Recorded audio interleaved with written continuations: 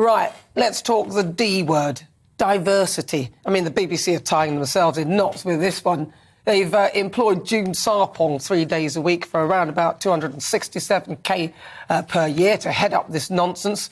Right, now your best chance of basically getting a job out of the BBC is if you are a black, transgender, gay, disabled female. They will snap you up. Now, the other day, their reporter pointed out that there were no black women on the women's football team. Have a listen. Kelly mentioned it was an historic 8-goal victory for England last night as the Lionesses secured their place in the quarter-finals. But all starting 11 players and the 5 substitutes that came onto the pitch were all white. And that does point towards a lack of diversity in the women's game in England. And it's something that Alex Scott has been investigating. Pot, kettle, there are no black or ethnic faces in their top 10 highest earners. You've got Zoe Ball, Steve Wright, Hugh Edwards and Fiona Bruce. Oh, sorry, I forgot Gary Lineker. He's at the top. Gary will know exactly what I mean. Shame you're not allowed any diversity of thought there, though. So yesterday, I listened to Kemi Badenoch. Now, I'd only really heard her debate the time she made mincemeat of Dawn Butler in the House of Commons when Dawn called her a gatekeeper, which is supposedly a person of colour who does not represent the majority, who is used by white people to pretend everything is OK. I mean, how patronising is that? Listen to this. Briefed a clear message well in advance of this report landing. Why did the government do that?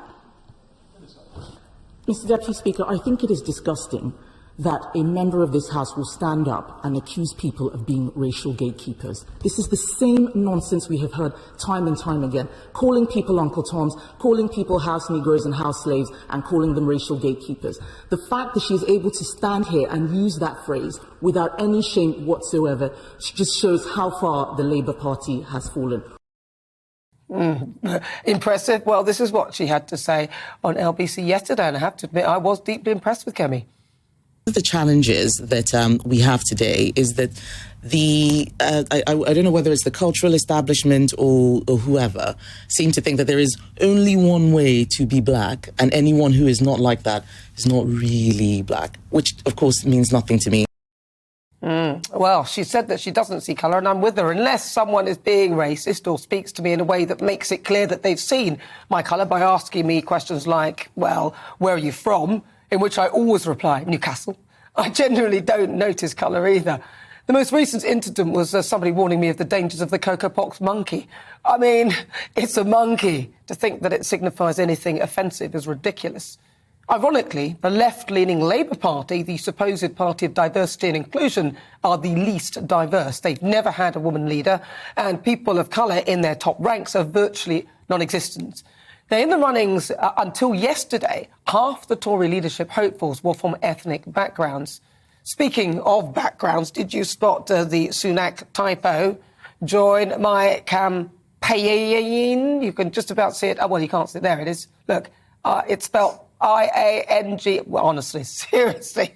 That's almost as bad as Theresa May when the letters started falling off at the Tory party conference. Remember that? So, the question is the UK ready for a non-white Prime Minister? Are you like me, where the colour is irrelevant? Are we ready to, in the words of Martin Luther King, to judge on the content of character rather than the colour of the skin?